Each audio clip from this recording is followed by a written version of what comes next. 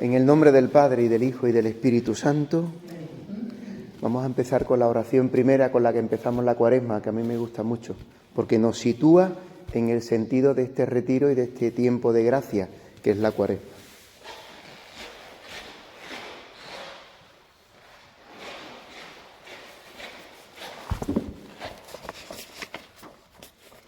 Es la oración del domingo primero de Cuaresma.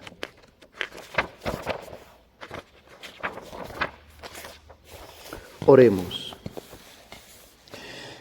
Dios Todopoderoso, por medio de las prácticas anuales del sacramento cuaresmal, concédenos progresar en el conocimiento del misterio de Cristo y conseguir sus frutos con una conducta digna. Por nuestro Señor Jesucristo, tu Hijo, que contigo vive y reina en la unidad del Espíritu Santo y es Dios por los siglos de los siglos.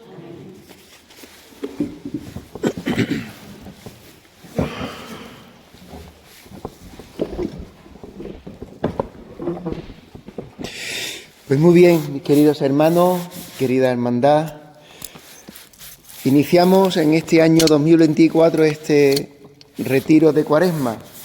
Lo suyo hubiese sido haberlo podido vivir al principio, para que al vivir los días de la Cuaresma pudiéramos estar como moldeados por lo que el retiro nos pueda ayudar. Lo importante no es tanto lo que yo pueda deciros, lo importante es lo que el Señor quiera deciros a vosotros. Lo importante es que nos podamos encontrar en esta mañana de retiro, de salir al desierto, como ha ido Jesús, al desierto, a la soledad del desierto, como ha vivido durante 40 años el pueblo de Israel en el desierto. El tiempo cuaresmal empieza la Iglesia diciendo así el miércoles de ceniza, en la epístola de San Pablo, en la segunda carta a los Corintios. Ahora es el tiempo favorable, el tiempo de favor de Dios hacia nosotros. Ahora es el día de salvación. Por tanto, este tiempo que lo situamos y lo llamamos dentro de los tiempos fuertes de la Iglesia, está el Adviento, está la Cuaresma, está la Pascua con Pentecostés, son los tiempos fuertes. No porque los otros tiempos del año, el tiempo ordinario, sea sin importancia o de segunda categoría. Siempre es tiempo de salvación. Siempre es oportunidad de convertirnos a Dios y de experimentar su presencia y su caminar con nosotros cada día, en el día a día de la vida. Pero hay unos momentos especiales, como por ejemplo, un deportista, un equipo de un deporte de fútbol, de baloncesto, lo que sea, tiene el entrenamiento semanal, pero hay ciertos momentos de entrenamientos especiales que necesitan una dedicación mayor, un esfuerzo mayor, para poder afrontar lo que van a competir, el partido o la competición que van a tener. Tiempos especiales. Esos son los tiempos fuertes. El tiempo de Cuaresma se nos presenta, por tanto, delante de nosotros, aunque ya vamos por la mitad del recorrido, como tiempo de soledad y de desierto. El origen de la Cuaresma, aunque de un modo ya establecido, se establece sobre todo a partir del siglo IV, el tiempo de Cuaresma tiene su origen en el tiempo de los 40 días de Jesús en el desierto. Cuaresma viene precisamente de 40 días, del latín. Para nosotros la Iglesia nos presenta el tiempo de la Cuaresma como un tiempo donde mirar dónde estamos. ¿Dónde estamos hoy? ¿Cómo es mi vida? ¿Dónde está mi vida? ¿En qué punto de mi vida estoy situado? ¿Qué cosas me pasan en la vida? ¿Qué sufrimientos tengo? Mi vida. Un retiro que no nos lleve a afrontar nuestra vida, a ponerla delante de nosotros, para cogerla en peso, sería como evadirnos de la realidad. Sería como hacer elucubraciones teológicas que no sirven para nada. Jesús va al desierto porque dice el Evangelio, el día del bautismo del Señor, domingo segundo de Cuaresma, que Él ha ido al desierto movido por el Espíritu. O sea que ir Jesús al desierto no es casualidad. No es que se equivocó de camino y dijo, hoy tenía que haber ido a Judea y en vez de bajar por Samaria y coger por la autopista, me he equivocado de camino, me he tenido que meter por el desierto. No es algo de equivocación. Es algo querido por el Padre. Dice así el Evangelio. En este año se proclama el Evangelio de San Marcos. ¿Sabéis? Estamos en el año segundo, en el año B de los 3 ciclos de la liturgia. El año B corresponde a San Marcos. San Marcos es muy escueto. San Marcos solamente habla del desierto de Jesús con 2 versículos. Mientras que los otros evangelistas sinópticos significa parecidos, que relatan el Evangelio de un modo parecido. Marcos es como el resumen, parece ser, según los especialistas, como el Evangelio base, aunque en esto se discute mucho. No entramos en eso ahora. Pero parece ser como que ha sido como el primer evangelista que escribió el Evangelio. Y entonces tiene las cosas como más resumidas. Mateo y Lucas lo desarrolla más. Son 11 versículos, 12 versículos. Marcos nos refiere cuáles son cada una de las tentaciones de Jesús. Mateo y Lucas refiere las 3 tentaciones, que son tentaciones tipo. Tipo significa como modelo del resumen de todas las tentaciones que los hombres sufrimos. Mateo y Lucas tienen las 3 mismas tentaciones, pero después de la primera del pan cambian el orden. Mateo pone primero los ídolos y después la tentación de la historia, de cambiar Jesús la historia tirándose del pináculo del templo. Lucas cambia el orden.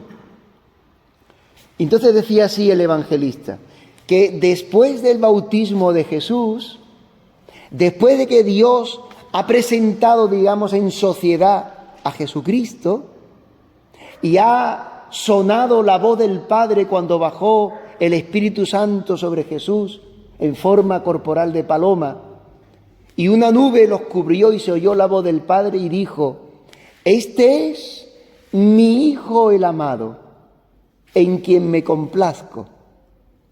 Este es mi Hijo, dirá otro evangelista, yo le he engendrado hoy. Es decir, habla del Salmo 2, diciendo Dios Padre que Jesucristo es el Hijo engendrado por el Padre, en el hoy de la eternidad de Dios, del vivir de Dios. Por tanto, Jesús en el bautismo es presentado como el Hijo de Dios, engendrado por el Padre, que se ha hecho carne, que se ha hecho hombre, y en quien el Padre tiene su complacencia, en quien Jesús, el Padre, muestra su amor eterno, porque Jesús corresponde al Padre amándole también con un amor eterno, sin división, sin sombra de pecado, sin hoy sí y mañana no, sino que el amor del Hijo al Padre es eterno, no tiene comienzo ni fin, y siempre es, digamos, creciente, es eterno, es vivo, no es un amor muerto. Y el amor del Padre al Hijo es el mismo, por eso en Dios el amor es una persona que se llama el Espíritu Santo. Bueno, pues cuando Dios lo ha presentado, dice a continuación el evangelista, a continuación el Espíritu le empuja al desierto y permaneció en el desierto 40 días, siendo tentado por Satanás. Estaba entre los animales del campo y los ángeles le servían.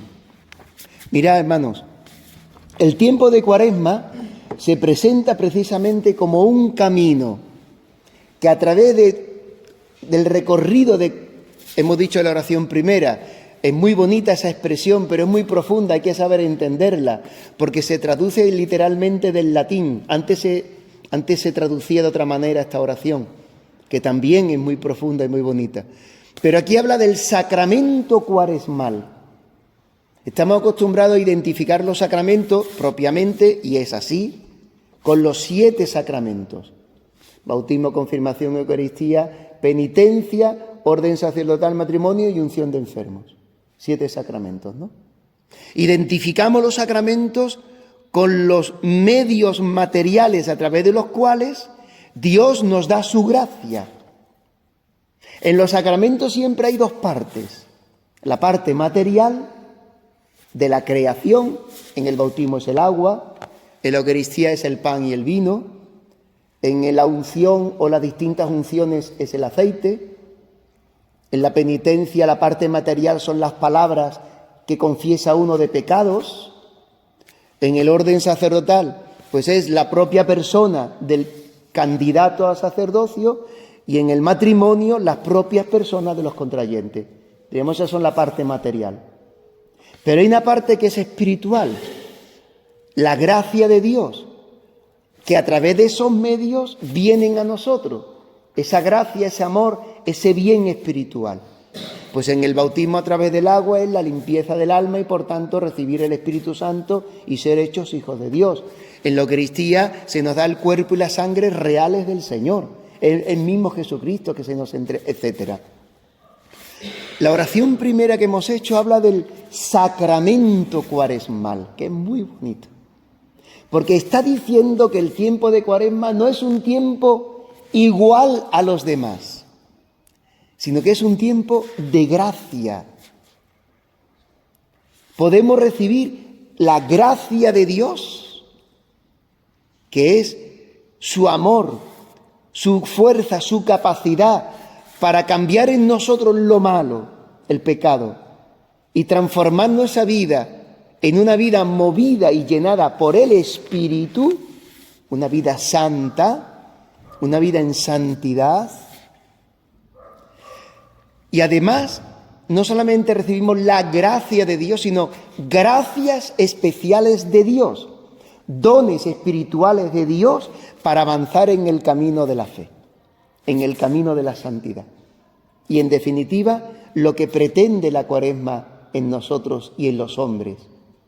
El anuncio de Jesucristo, dirá San Pablo, yo predico a Cristo y Cristo crucificado. El anuncio de Jesucristo, que se llama el querigma, es el anuncio de Jesús, el Hijo de Dios, que ha muerto en la cruz para salvarte de tus pecados y ha vencido con su muerte tu muerte, de modo que nos da la posibilidad de salir de las esclavitudes, de salir de los vicios, salir de los pecados, de salir del dominio que el mal tiene sobre nosotros y poder vivir la vida nueva de Cristo resucitado, que es la vida de Dios eterna y plena en nosotros. En este mundo siempre de un modo limitado, hasta que podamos alcanzar, cruzando la puerta de la muerte, esa vida ya en plenitud definitiva. Aquí siempre es progresiva, aquí siempre es limitada, porque lo limita nuestro ser humano. Tú no podrías echar en un recipiente o en una botella todos los litros infinitos que quisieras llenar esa botella, porque tiene un límite, el límite de su volumen, ¿no? De sus límites físicos, ¿no? Pues si la botella de 1 litro no puede echar 1000 litros, porque rebosa. En nosotros es igual. La gracia de Dios actúa en nosotros siempre de un modo limitado, no porque Dios sea limitado, sino porque en nosotros todo es limitado, porque tenemos unos límites, unas capacidades humanas. Eso no significa que Dios no pueda hacer cosas más grandes en nosotros, claro que sí, pero eso lo va haciendo progresivamente en el tiempo, en la medida en que le seguimos, como diremos al final con la carta a los Gálatas, en la medida en que viva en nosotros el Espíritu. Por tanto, tiempo de Cuaresma, tiempo sacramental, tiempo de la gracia. Sacramento, la Cuaresma, de un cambio de vida, de dejar de vivir en el hombre viejo, de vivir en el hombre de la carne, para vivir la vida del Espíritu. Para eso ha venido Jesucristo. Lo escucharemos después en el Evangelio de este domingo. Tanto amó Dios al mundo que entregó. Entregó significa lo dio, pero lo dio de un modo dado completamente, sin reservas. Y lo entregó conlleva la muerte en cruz. Entregó a su Hijo a la muerte. Tanto amó Dios su Hijo al mundo que entregó a su Hijo para salvarnos. Ese es, digamos, el fin de la Cuaresma. Dios ha venido y ha enviado a su Hijo al mundo para salvarnos. Cuando un hombre, una mujer, una persona escucha este anuncio, que Dios ha enviado a su Hijo a tu vida, al mundo por ti, por tu vida, porque tu vida necesita salvación, y se da cuenta de la situación de muerte en que vive y que necesita, que desea salir de esa situación de muerte, de no amor, de juicios, de estar dominado por la envidia, por la lujuria, por los pecados, etcétera, que no es capaz de amar, que no puede, que quisiera hacer el bien, pero no puede, porque hay algo que le domina, que le quita posibilidad. Quiero, pero no puedo. Quiero amar, quiero perdonar, quiero comprender, quiero amar a esta persona, pero no puedo. Hay dentro de mí un freno que me lo impide, que me lo limita. Ese freno ejerce en mí una fuerza. Y eso es el pecado. Está el pecado y están los pecados. El pecado es el principio que hay dentro de mi ser que me impide poder vivir la voluntad de Dios, poder amar. Hemos sido creados para amar, porque Dios es amor. Imagen y semejanza de Dios. Hemos sido creados a la imagen y semejanza de Dios. En todo ser humano, hasta en los narcotraficantes, hasta en los que roban, hasta todos los que están haciendo ahora que sale todos los días en las noticias, siempre las mismas noticias, siempre los robos, siempre las mascarillas han robado. Ese principio está dentro de nosotros, el mal. Dios no piensa mal de los hombres, por muy degenerado que pueda estar. Ha matado a ese vecino de su pueblo porque le tocó 1 millón y por tanto le habrá querido robar el dinero. Dios no mira a ese hombre ni a nadie. Mató a su hijo, después los quemó. Una monstruosidad. Dios no mira como malos a los hombres, sino como esclavos, dominados por el mal. Ese es los ojos de amor y de misericordia con que Dios mira a los hombres. Esa mirada nos la quiere dar también Dios a nosotros. Por eso el tiempo de Cuaresma siempre nos va a hacer irnos a un lugar de soledad, que se llama el desierto. Dirá el libro del profeta Oseas que Dios llevará a su pueblo al desierto. Dios llevó durante 40 años a Israel al desierto.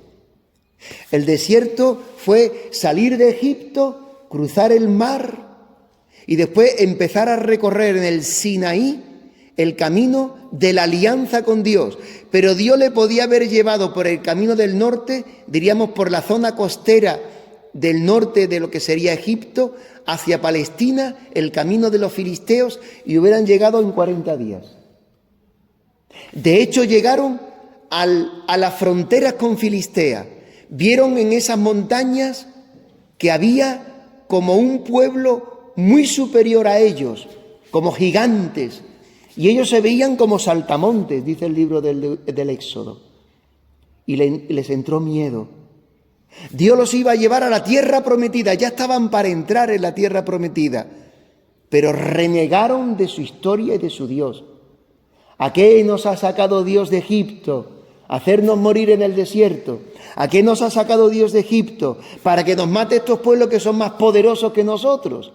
O sea, Dios nos ha sacado de la esclavitud para matarnos, para encontrarnos con la muerte delante de nosotros. Y este será siempre el mate del pueblo de Israel. Una continua rebeldía contra Dios y contra sus caminos.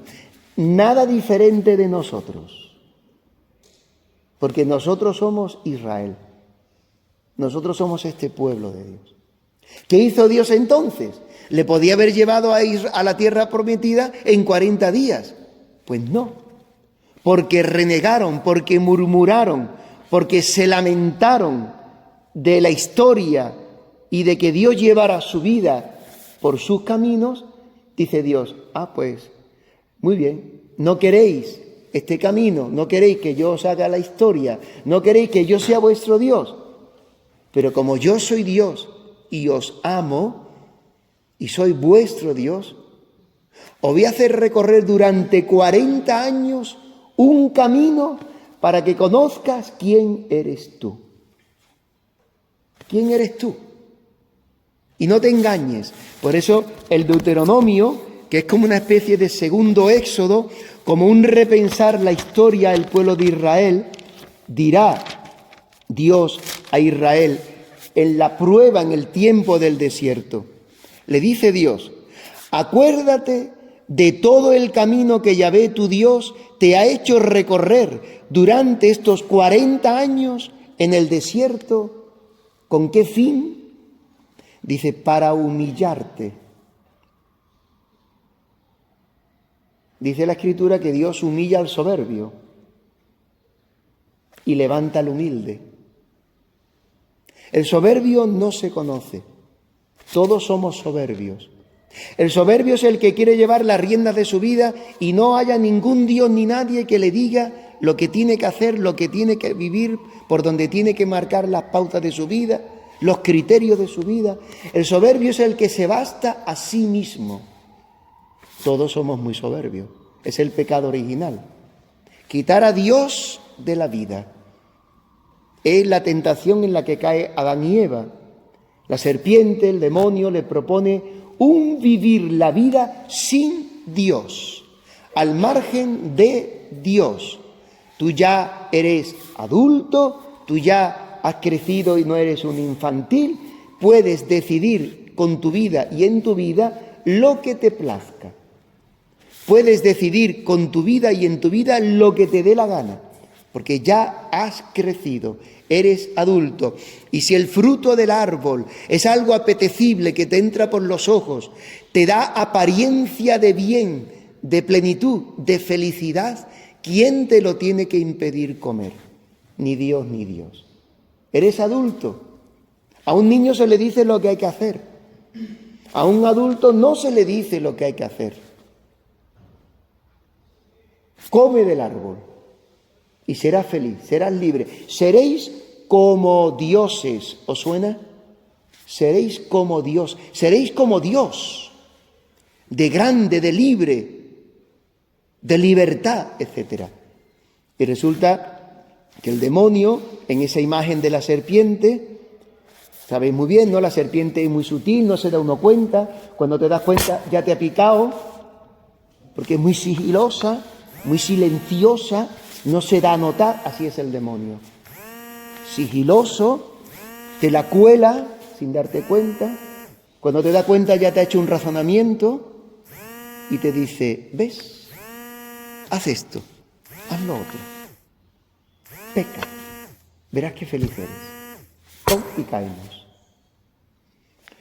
Bueno, pues Dios humilla esta soberbia del hombre porque nos ama, porque no es un bien la soberbia, este vivir fuera de nuestra realidad. Somos criaturas, no somos Dios.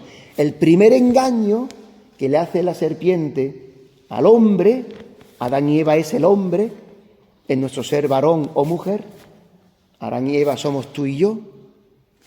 La primera tentación es la de hacer creer al hombre que es Dios, no una criatura.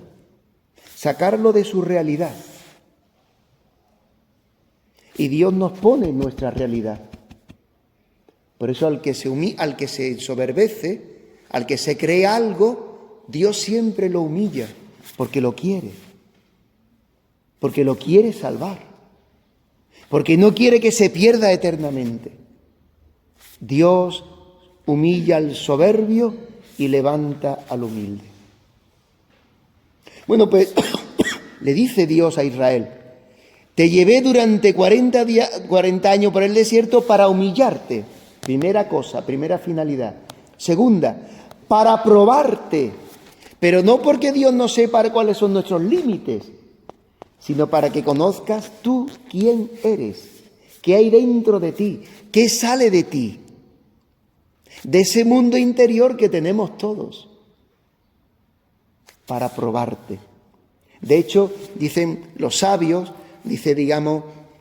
la experiencia de sabiduría humana, la sabiduría, los refranes, dicen esta experiencia de siglos y siglos de la vida humana, que el hombre solamente se conoce en sus límites, solamente se conoce en las pruebas, solamente sabe quién es él cuando experimenta debilidad, sufrimientos. Ahí es cuando se conoce el hombre, en las pruebas, porque sabes hasta dónde llegas, no te engañas. Eso te pone a prueba de quién eres tú. Pues para humillarte, para probarte y para que conozcas lo que había en tu corazón, si guardabas sus mandamientos o no. Te humilló, te hizo pasar hambre y después te alimentó con el maná, que ni conocías tú ni habían conocido tus padres, para saber que no solo de pan vive el hombre, sino que el hombre vive de todo lo que sale de la boca de Dios. No se gastó el vestido que llevabas, ni se hincharon tus pies a lo largo de estos 40 años. Es decir, Dios te ha provisto, Dios te ha dado lo necesario, Dios te ha llevado sobre sus manos, sobre sus regazos, Dios te ha ayudado a vivir en el desierto y morirte de asco o de pena.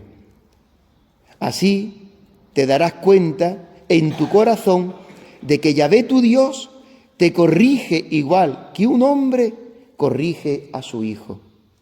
Y guardarás los mandamientos de Yahvé tu Dios, siguiendo sus caminos y temiéndole. Por tanto, el tiempo del desierto pone delante de nosotros pararnos en silencio, en soledad. Dice también el Deuteronomio que Dios lleva a su pueblo al desierto y en el desierto ellos experimentaban una soledad. En el desierto no hay nada. No está en la feria, no está en la discoteca, no está el Sálvame, no está... En el desierto no hay nada, solo silencio. Y el viento cuando se mueve, ¿no? Dice el Deuteronomio. Y una soledad poblada de aullidos, los aullidos de las fieras, de los animales del desierto, de la hiena, de los animales del desierto. Una soledad poblada de aullidos. La Cuaresma pretende, tiene como fin, ayudarnos yendo al desierto a mirar ese mundo interior que cada uno tiene y escuchar los ruidos, las voces, lo que hay dentro de tu interior. Y vas a escuchar, si lo haces bien, muchas voces. Unas serán tuyas, otras serán las que el mundo te susurra continuamente. El mundo en San Juan, en el Evangelio o en las cartas, en la teología de San Juan, el mundo tiene un sentido peyorativo, negativo, porque hay uno que es el dueño del mundo, que se llama el príncipe de este mundo, que es Satanás. Y el mundo está en manos de Satanás. De hecho, cuando Jesús está en el desierto y en esa soledad se enfrenta con estos aullidos, con estas fuerzas, con estas realidades del mal que pretenden separarle del camino del Padre, que son los demonios y que son las tentaciones, que se viven como tentaciones, el demonio le dirá a Jesús: que lo subió a una montaña alta, le presentó todos los reinos y riquezas de la tierra y le dijo: todo esto te daré si postrándote me adoras, porque a mí me ha sido dado. Es muy importante conocer todas estas cosas, todas estas estrategias del demonio, porque nosotros las vivimos. El peor problema que tiene un hombre es que tenga un enemigo y no sepa quién es, identificarlo para combatir contra él, ni cómo te la juega. Porque tú puedes saber que tienes un enemigo y lo puedes hasta identificar, pero si no sabes cómo te la juega, te la colará siempre. El tiempo de Cuaresma quiere ayudarnos a nosotros los hombres, seamos ya cristianos, es decir, hayamos recibido el bautismo, o queramos vivir la vida cristiana y ser hijos de Dios, los catecúmenos, aquellos paganos o aquellos que han recibido el bautismo pero que todavía en su vida no ha crecido la fe de un modo adulto y se igualan, dice la Iglesia, a casi catecúmenos, que son los que se preparan para el bautismo o para revivir de un modo completo el bautismo porque le faltó en su infancia o en su juventud o en su adultez vivir el camino del bautismo. Nosotros lo hacemos aquí con las catequesis de adultos, vivir el catecumenado, nuestro bautismo.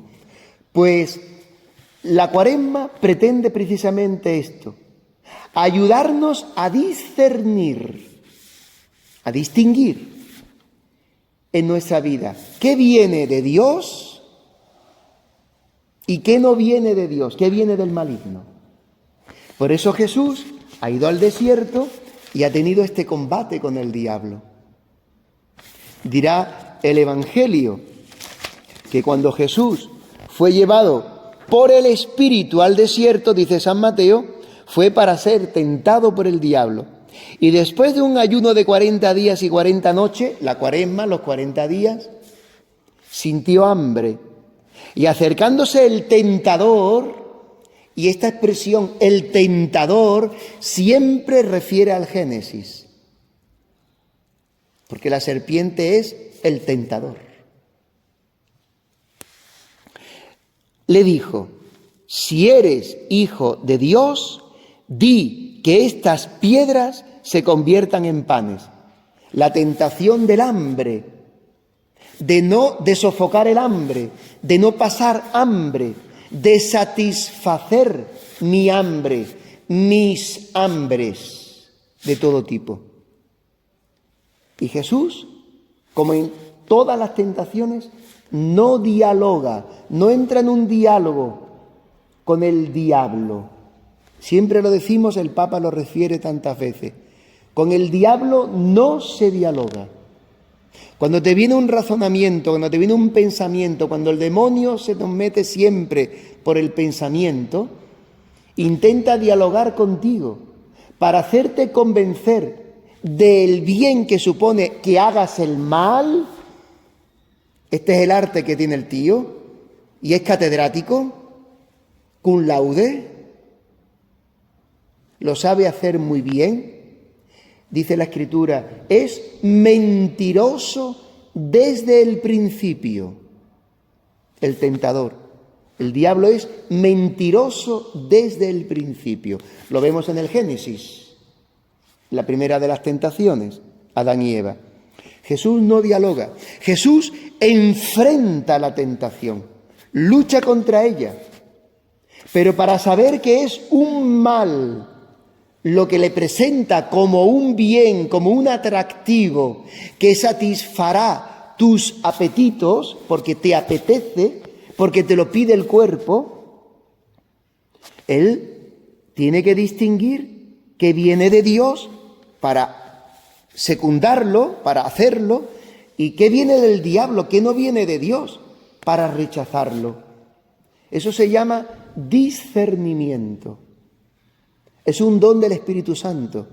Los que han recibido la confirmación tienen este don con los 7 dones.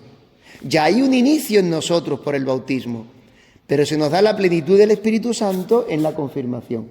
Pues uno de los dones, el primer don del Espíritu Santo es discernimiento. Saber distinguir qué viene de Dios para hacerlo, qué no viene de Dios para rechazarlo.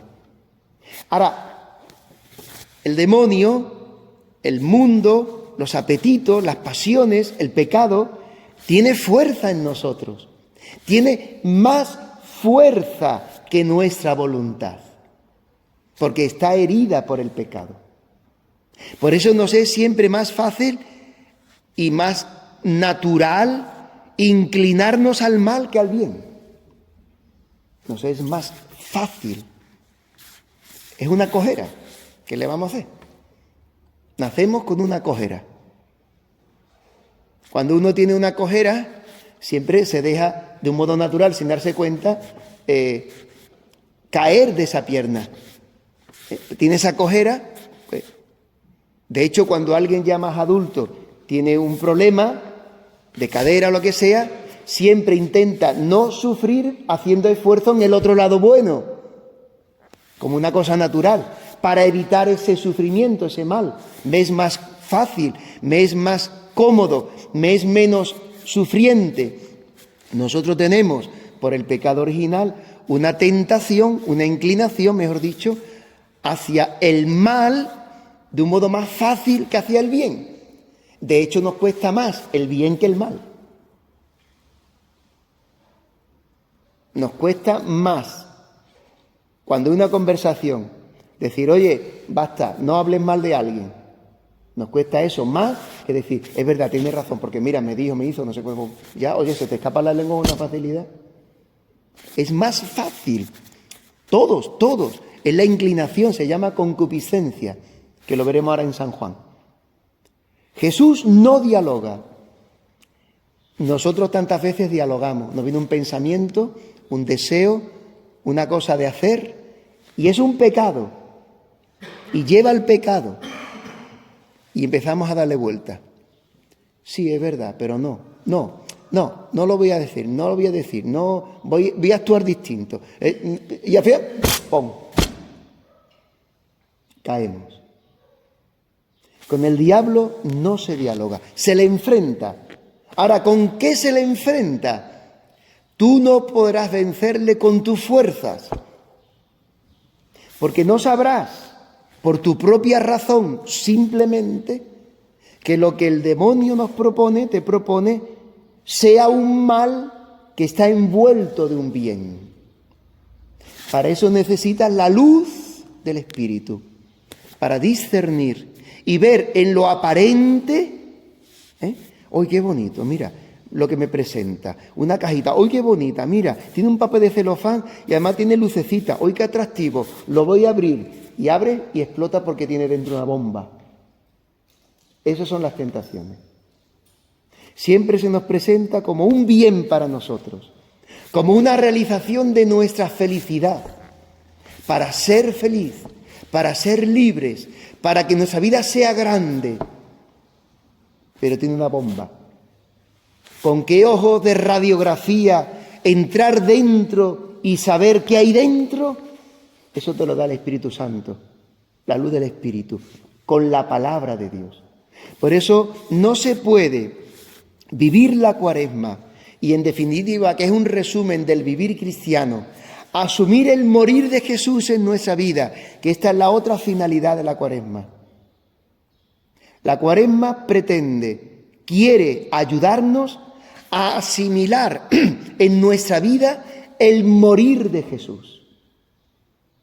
Para, a partir de ese vivir en el morir de Jesús, ser recreados por dentro, ser llenados y ser movidos en el vivir temporal, en el tiempo mientras vivimos en este mundo, de Cristo resucitado, del vivir de Cristo resucitado, que es un vivir más fuerte que la muerte.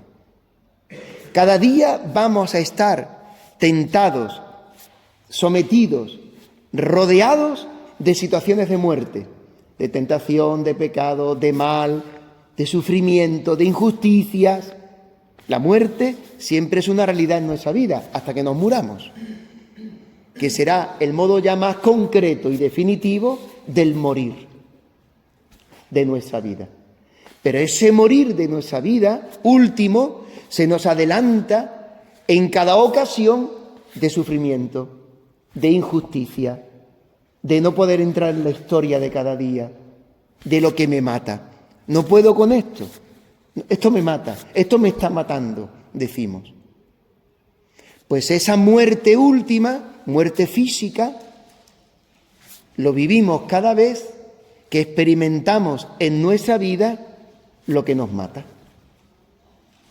En la medida en que vamos asimilando en esa vida el morir de Jesús, que es un morir a la cruz, que es un morir al pecado, de una vez para siempre, como dirá San Pablo, se va realizando también en nosotros la vida de Cristo resucitado, que es a lo que el Señor nos ha llamado por el bautismo.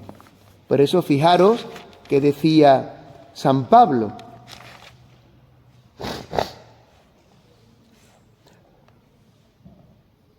¿ignoráis, hermanos, que cuanto fuimos bautizados en Cristo Jesús, fuimos bautizados en su muerte?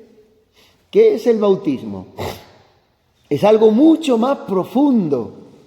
Es una cosa grandísima que no se puede quedar en un mero hecho de echar agüita bendita sobre una cabeza o sumergirte, como en la iglesia primitiva o como en los bautismos por inmersión de niño o de adulto, sumergirse en las aguas del bautismo. No es que unas aguas te mojan en tu cabeza o en tu cuerpo, es sumergirse en la muerte de Cristo. O sea, Jesucristo ha muerto al pecado. Su vivir ha sido un morir al pecado. Con Él fuimos sepultados en su muerte, a fin de que, al igual que Cristo resucitó de entre los muertos por el poder del Padre, por medio de la gloria del Padre, así también nosotros vivamos en una vida nueva. El bautismo nos da una vida nueva. La vida de Cristo resucitado dentro de nosotros. Pero esto a nosotros nos falta todavía mucho. Quizás primero para entenderlo y profundizarlo. Por eso necesitamos la palabra de Dios, la catequesis, para ir profundizando en la grandeza de vida que se nos ha dado por el bautismo. Insisto, las catequesis de adultos y el camino neocatecumenal o el catecumenado nos lo hace vivir como camino progresivo en el tiempo, durante un recorrido en un tiempo en nuestra vida. Fuimos sepultados en la muerte de Cristo a semejanza de la suya. Por eso también estaremos viviendo su resurrección. Sabiendo que nuestro hombre viejo, el hombre viejo es Adán, el hombre dominado por ese principio de pecado, de fuerza que domina tantas veces nuestra vida y que lo concretamos cada vez que caemos en el pecado. Nuestro hombre viejo ha sido crucificado con Cristo. O sea que Jesús crucificado no es, ¡ay, pobrecito, cuánto ha sufrido! Jesús crucificado es el hombre de la carne que Jesús ha asumido en su naturaleza humana y la ha crucificado, la ha llevado a la muerte, para que Dios destruya con su muerte esta condición pecadora que hay en nosotros, en nuestra naturaleza. De hecho decimos, mira, no le des más vuelta porque esa persona es de esa condición. A que eso no hay que explicarlo mucho. Lo que una persona sea de una condición. No lo vas a cambiar, tiene ese molde, es de esa condición. Mentirosa, ladrona, bebedora, aprovechada, que siempre miente, es de esa condición, ya está, no la vas a cambiar. Todos tenemos una condición pecadora, por eso pecamos. Pues Jesucristo ha crucificado en la cruz, en su carne humana, no pecadora, pero sí es nuestra condición la que Él asumió, la ha destruido en la cruz. Esto es muy profundo. Porque está hablando de ti. Tu vida está crucificada con Jesucristo. Él ha muerto por tus pecados, por tu condición, para que tú tengas la posibilidad de vivir una condición nueva. La condición de hijo de Dios, que te da la forma de vivir de un hijo de Dios, en el amor, venciendo el pecado, las tentaciones, creando vida nueva en el mundo donde tú vives. Por eso Dios, primero la conversión es personal, y en la medida en que en nosotros, cada uno, hay una conversión personal, cambio del mal al bien, del pecado a la gracia, va cambiando el Señor tu alrededor. Eso es la vida de todos los santos. ¿Habéis visto a Madre Teresa de Calcuta? Su vida fue un vivir en conversión a Cristo, y todo lo que iba viviendo y haciendo iba transformando la realidad en que vivía, de pobreza, de miseria, de enfermedad, etc. Juan Pablo II, igual. Todos los santos. San Juan Bosco, con los jóvenes que estaban por la calle, tirados por la calle, perdidos por la calle, igual. Todos los santos han vivido este cambio de condición, que en definitiva es vivir en santidad, la santidad de vida. Eso Dios lo quiere hacer con nosotros, a través de nuestra hermandad, a través de nuestra vivir en la parroquia, y no es posible, decía antes, por tus fuerzas, sino que necesitamos la gracia de Dios. Entonces dime tú, ¿cómo vas a enfrentar, cómo vas a luchar contra uno que es más fuerte que tú y es tu enemigo sin los sacramentos? Sin recibir la fuerza de la vida de la gracia de Dios. No puedes vivir. Tendrás un ideal a lo mejor religioso, porque no deja de ser que la fe y el cristianismo nos da un ideal religioso, si queréis, un contexto religioso, una forma de vivir, pero no lo vivirás. De hecho, hay tanta gente que vive en las hermandades o en la iglesia con doble vida y viven en pecado. Porque el ideal, digamos, como forma de vivir lo tienen a su manera. Porque la vida cristiana y el evangelio no incide en su vida, no le cambia la forma de vivir. Y si un cristianismo no cambia la forma de vivir, es mentira. No es verdadero cristianismo, no es verdadera fe. Porque el cristianismo te cambia la forma de vivir. Para no vivir ya a tu manera, sino vivir la vida de Cristo, haciendo la voluntad del Padre, que nos ha marcado un camino para el cielo. No a mi manera, con un barniz o un exterior que nos da como un color religioso, sino que te cambia por dentro en el corazón. Por eso después las actitudes, el comportamiento, la forma de vivir, los criterios, ya no son humanos, son cristianos, son de Cristo. A eso nos ayuda la Cuaresma. A pararnos, vernos dónde estamos, ver cuáles son las voces que en el desierto, esos ruidos de soledad que hay dentro de nosotros y que ejercen en nosotros una influencia, un atractivo. Es el mundo que se nos mete por las ventanas. Nuestra vida es siempre una casa con las ventanas abiertas al mundo. Los ojos son una ventana, los oídos son una ventana, las relaciones con los otros son una ventana. Si nosotros no podemos vivir en una burbuja, porque somos personas concretas, encarnadas, en un vivir diario. Por eso el mundo también tiene una influencia sobre nosotros. Ay, yo es que me siento muchacha, mujer. Y entonces, últimas noticias, ¿no? Lo habré visto en estos días. Un militar, guardia civil, que dice que es mujer, pero cuerpo de hombre, nombre de hombre, no sé cuánto de hombre, pero dice que es una mujer. Y que es lesbiana porque, por tanto, como le gustan las mujeres, bueno, habrá que decirle más bien lo que tienes es un cacao dentro, pero bueno, es lo que tú tienes dentro. Si tú quieres, te pueden ayudar a que tú encuentres la verdad de tu persona. Pero vamos, seguramente no querrás porque tienes un ideal, un proyecto en tu vida y lo quieres realizar. Pero no dejas de vivir en una mentira. Eso que tú vives es una mentira. Y vives en la mentira. ¿Cómo ayudar a una persona a distinguir, a discernir? La fe es una luz, pero como todo, se acepta o se rechaza. Entonces, el mundo tiene una influencia y se cambian las leyes. Y es una barbaridad, tantas leyes, tantas cosas en las que hoy en día vivimos, porque se está cambiando el ser de la persona humana por unas fotocopias que son mentiras, pero que se permite y ya legalmente pues se consienten, y el que no va a favor de eso será sancionado. O sea, se está cambiando el ser de la persona humana, que es el objetivo del demonio, no es otra cosa. Entonces, el mundo nos influye, nuestras pasiones, nuestros apetitos, también inclinados al mal, nos llevan al pecado.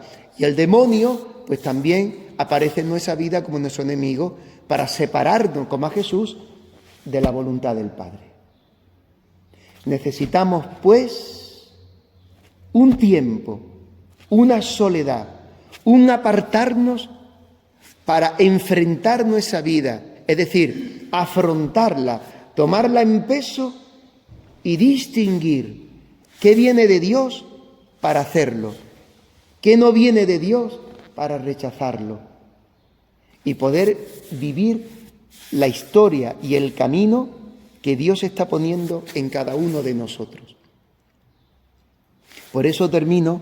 Estas tres tentaciones, hemos visto la del pan, pero aparecerá la de la historia, es decir, un proyecto de historia diferente al que Dios te propone, le dice el demonio a Jesús, para salvar a los hombres. Si te subes al pináculo del templo y te tiras, ya que tú me has dicho la palabra de Dios, le dice Satanás, pues también te voy a decir yo, por si se te ha olvidado que dice la palabra de Dios, mi arma, ¿no? Como diría mi arma, ¿no? ¿Qué dice la palabra de Dios, mi arma? Pues dice que si te tiras del alero del templo y caes en picado o como una hoja de árbol, tus ángeles te vendrán y te llevarán en sus manos para que tu pie no tropiece en piedra alguna, mi arma. Pues si te tiras del pináculo, será el éxito. Porque verán los hombres que eres el Hijo de Dios y todos creerán en ti y te seguirán y vas a salvar al mundo por ese éxito. Y Jesús no entra en esa tentación. ¿Dónde está la mentira? La mentira está en que los planes de Dios para salvar a los hombres es la cruz. Y todo lo que se me presente como camino que me aleja de ese camino de mi Padre, no viene del Padre, viene del maligno. Por eso le dirá Jesús al tentador, no tentarás al Señor tu Dios, porque esa es una tentación. También está escrito, no tentarás al Señor tu Dios. Y cuando me propones esta tentación, estás tentando al Señor tu Dios. No porque tú reconozcas que yo soy el Hijo de Dios, sino porque estás atentando contra el camino que mi Padre me ha puesto para salvar al mundo. Estás atentando contra Dios, estás tentando a Dios. Y la tercera de las tentaciones, la de las riquezas, la de los ídolos. Un ídolo es una realidad que se nos presenta, una persona, un proyecto, un bien, una realidad que se nos presenta para la realización de tu persona en plenitud, que te da seguridad, que te realiza, que te hace feliz. Los ídolos del mundo, el dinero, el primer ídolo. Las comodidades, los placeres, las diversiones, tus proyectos, las cosas de este mundo, tu cochecito, mi niñito, mi maridito. Bueno, tu maridito cuando es como tú quieres, claro, si no, ella es un ídolo, ella es un demonio. Mi mujercita, mi no sé cuánto, mi trabajito, que me realiza, que me da felicidad plena, no te la puede dar. La salud, fitness, ¿no? Wellness O2, ¿verdad? Pablo Rada. El tipito, el cuerpo, el ideal, el ídolo del cuerpo, la idolatría del cuerpo, de la eterna juventud. Eso es una mentira. No existe la eterna juventud. Los botox, no sé cuánto. las infiltraciones, los pechos. No existe la eterna juventud. Las arrugas, los labios no sé cuántos, los pómulos. No existe la eterna juventud. Pero es una tentación, es un ídolo, porque tú te reconoces feliz en esa imagen ideal. Por tanto, y termino con San Juan en la primera carta, tentaciones, pararnos en el desierto, distinguir qué viene de Dios para seguirlo y hacerlo, cumplirlo, qué no viene de Dios para rechazarlo, y esto es todos los días, ¿eh? Y a lo mejor un día lo descubres y te apoyas en el Señor y Él es el que te ayuda a superar las tentaciones, y al día siguiente caes. Para Dios humillarte, para saber lo que hay en tu corazón, si amas a Dios de verdad y sigues sus mandamientos, decía el Deuteronomio. Por tanto, hermanos, pidámosle esta mañana al Señor que nos ayude, porque en definitiva todo este camino desemboca en unas fuentes de agua viva, que es el bautismo, que es la vigilia pascual, que es los compromisos bautismales, que es no que yo me comprometo, sino que yo quiero vivir esa vida nueva. Por eso pido la gracia, por eso necesito conversión interior, confesar mis pecados, recibir los sacramentos, cambiar de vida, vivir en la gracia, no vivir en el mal o de una forma mala, sino vivir en la gracia. Nos dirá la Iglesia en la vigilia pascual: ¿renunciáis a Satanás? Tal. Sí, renuncio. ¿Renunciáis a sus obras? Sí, renuncio. ¿Renunciáis al pecado? Sí, renuncio. Y la confesión de fe. Por tanto, ¿creéis en Dios Padre tal? Sí, creo. ¿En Jesucristo, su único Hijo nuestro Señor? Sí, creo. ¿En el Espíritu Santo que está en la Santa Iglesia Católica? Sí, creo. Pues esta es nuestra fe. Y renovaremos el bautismo. Y seremos asperjados de nuevo, como signo no de que nos rebautizamos, porque el bautismo no se puede repetir nunca. Una vez recibido, queda la presencia de la gracia de Dios en nosotros, de ser hijos de Dios para toda la eternidad. Pero necesitamos revivir la grandeza de vida que es el bautismo en nosotros, para crecer en la gracia, en este vivir divino en nosotros. Por eso decía, termino con San Juan, en la primera carta, decía: hermanos, no améis al mundo, ni lo que hay en el mundo. Quien ama al mundo, el amor del Padre no está en él, porque todo lo que hay en el mundo, la concupiscencia de la carne, los apetitos de la carne, al mal, al pecado, no solo la sexualidad que va al pecado, la robar, la mentira, la doblez, la hipocresía, la concupiscencia de la carne, los juicios, la violencia, lo veremos ahora en Gálatas.